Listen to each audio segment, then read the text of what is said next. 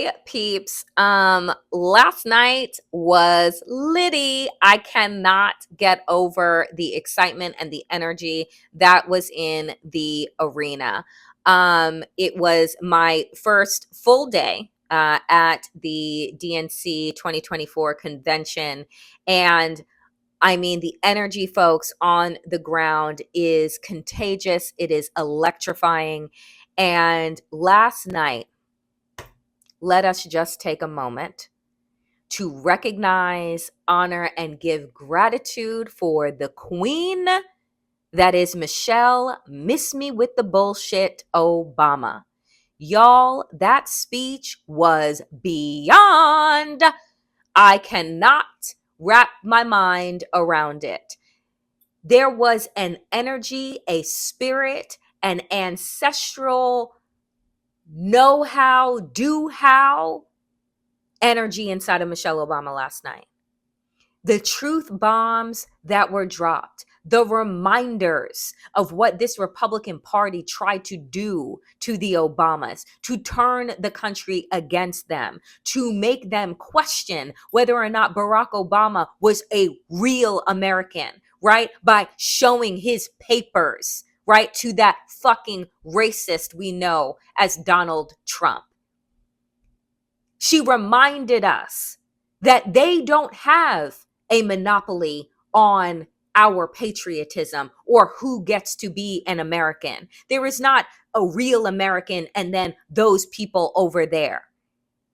She reminded us that politicians are not perfect, that we need, as Democrats, to stop with our hand wringing and our Goldilocks expectations that everything needs to be just right in order for us to do something.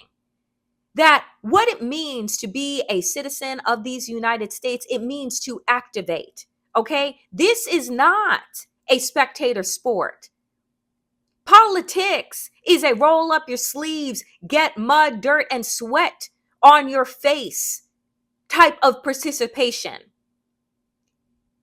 You know, for so long, I have felt so dark, so hopeless.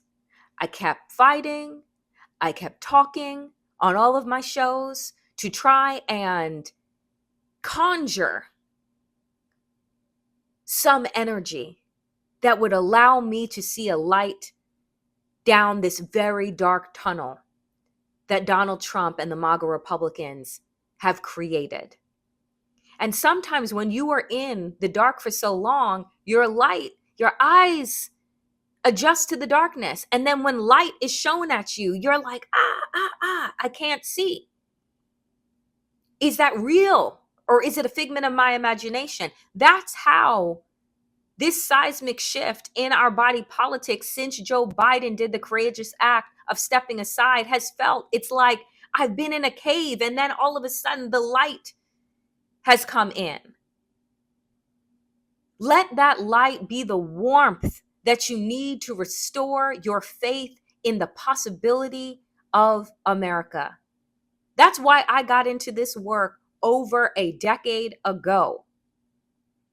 Because I wanted my life to be of service. I wanted to be an educator. I wanted to help people who were coming from all different walks of life, from all different spaces and places, claim their piece of the American dream. That it wasn't something that was for other people, but that it was for us all. Whether you are Black, whether you're white, whether you're a person of color, whether you are a Christian or a Jew or a Muslim or agnostic or atheist, whether you are queer or straight, non-binary, trans, disabled, this country is remarkable because of the possibility that it offers. It doesn't offer perfection. We know that. I talk about it all the time. But when we allow ourselves to fall into other people's ideas and visions of who we are, we seek to be ourselves. And so this week in Chicago is a reminder not just for those of us that are privileged enough to be in space with each other in real life, but for the millions watching at home. This is our time.